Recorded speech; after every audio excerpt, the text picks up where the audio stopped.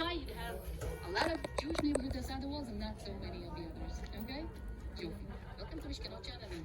Meaning of the word Mishkenot Sha'ananim, the word is Mishkenot, is the houses of Mishkan, a house. Mishkenot Sha'ananim. Now, Sha'anan in Hebrew means a person who's not afraid. Right? So Mishkenot, fearless. Yes. Today you use the word Sha'anan in a bad way, kind of like fearless in a it's not a smart way. But it's a biblical verse, it's a biblical quote. Mishkenot Sha'ananim, the houses of those who are not afraid.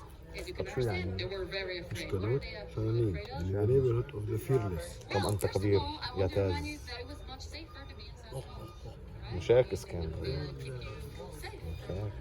Robbers, there were lots of Bedouins who would come up from the desert and would rob people on the way. That's why Burger King Lake to the old city in the evening, and the gates were already closed until 1900. It's hard to say. Then they would have to stay outside. That's very scary. That's why you have two hotels on the way on both sides of the city. One is very close to where we were, whereas today Theater, very close to the train station. And the other one, for those who came from the north, from Damascus or Annapolis, where is today the hotel that is named the Olive Tree. The Olive Tree. So if you go inside the lobby, you can see the remains of that the khan. Okay? So what happened in 1900? they just opened the gates 24/7, and that is because there was no need for that. I mean, most of Jerusalem was already outside. Remember, we started 1860. In 1900, that's 40 years of building lots of neighborhoods outside. Okay, so being afraid of robbers, being afraid of all kinds of animals. I remember I was here on the tour guiding course, and the tour guide said scary animals, and I saw the dog of the Baskerville. Like, no, it was probably mostly wolves and coyotes. There is lions downstairs. Yes, of course, the lions. But it was scary. But let's point out the real thing to be scared about, and that is money. Because the Jewish community that lived inside the old city in the 19th century, most of them were very, very poor. They didn't work.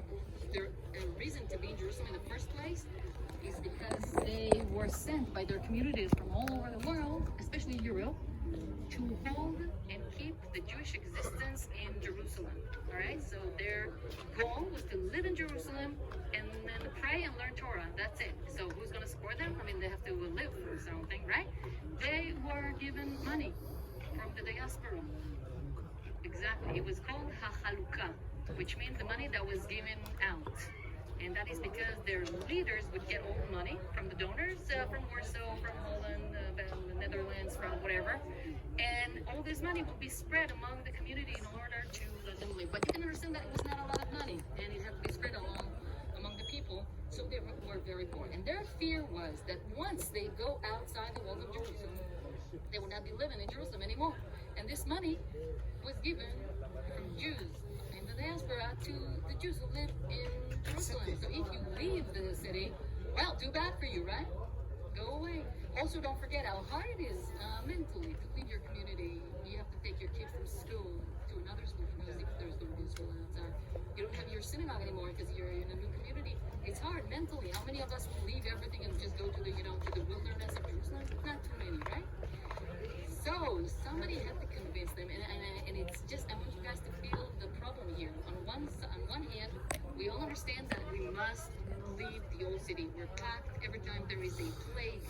Half of the community goes, right? And no distance, social distance. Everybody lives living together, right? So it's dangerous. You leave your every time there's a plague, you may lose most of your kids, and it's so expensive, and it's dangerous because people can rob you because nobody knows where you are. Okay, so we need to leave the old city, but it's so hard. And how are we going to make a living? So I want to thank this gorgeous man, a Sir Moses Montefiore, who married to have his face on an Israeli money bill. He's a very famous shekel echad later on.